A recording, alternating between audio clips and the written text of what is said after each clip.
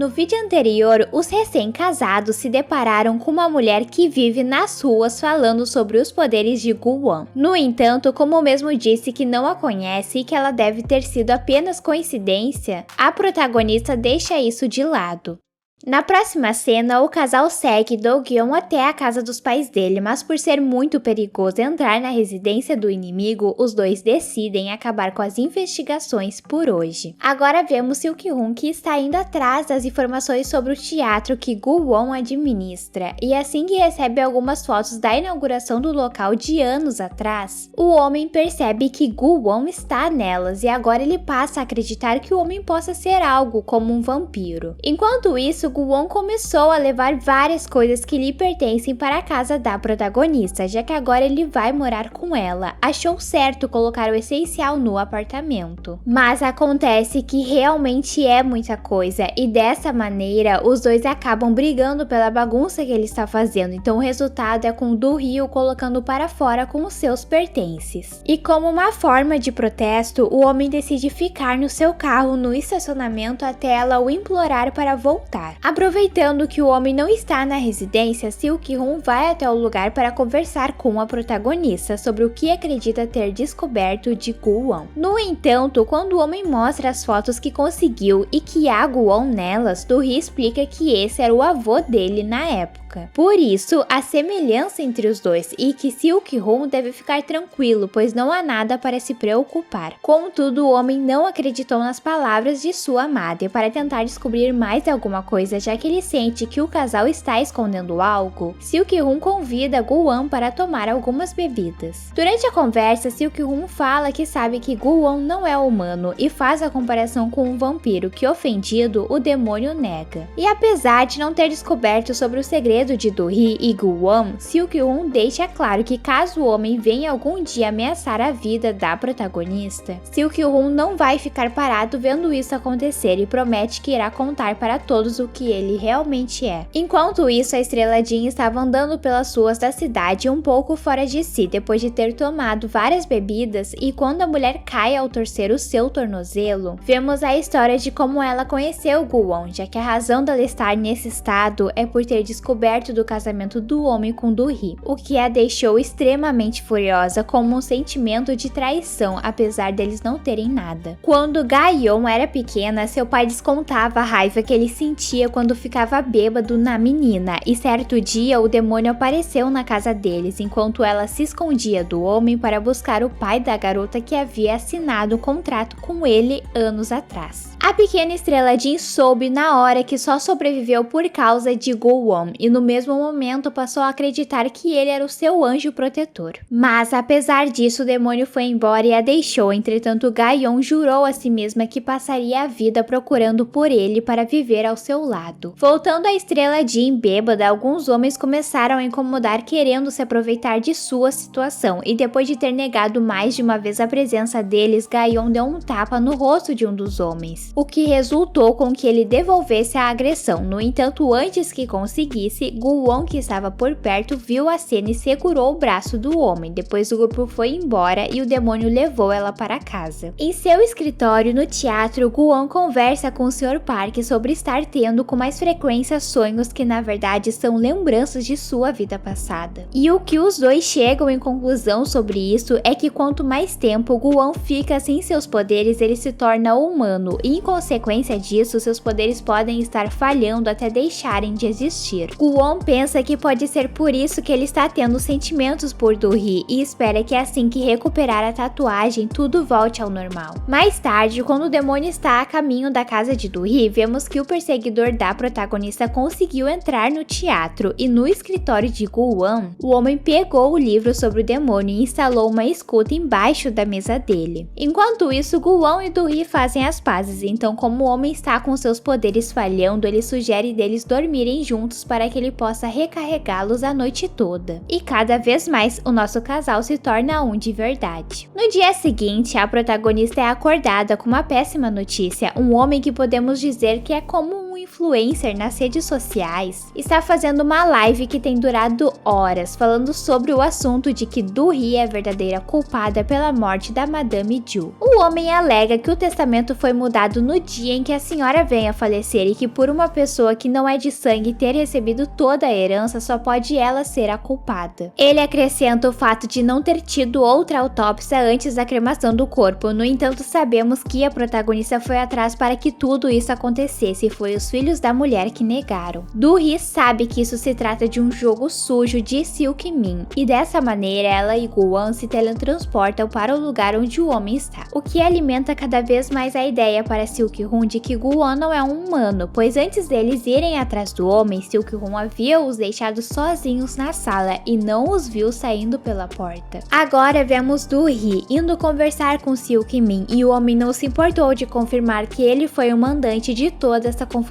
Sendo assim, a protagonista fala sobre a relação dele com a Madame Ju, em que a mulher sempre dizia que pariu a semente do mal e que até tentou consertar o mandando para a prisão para pagar pelos crimes que cometeu. No entanto, isso não foi o suficiente. Do-hee diz para Seok-min que acredita que ele não atropelou o homem quando era mais jovem por estar bêbado, mas sim por causa desse mal que há dentro dele. E após dizer essas coisas, o homem aponta a arma que está segurando na direção da nossa protagonista.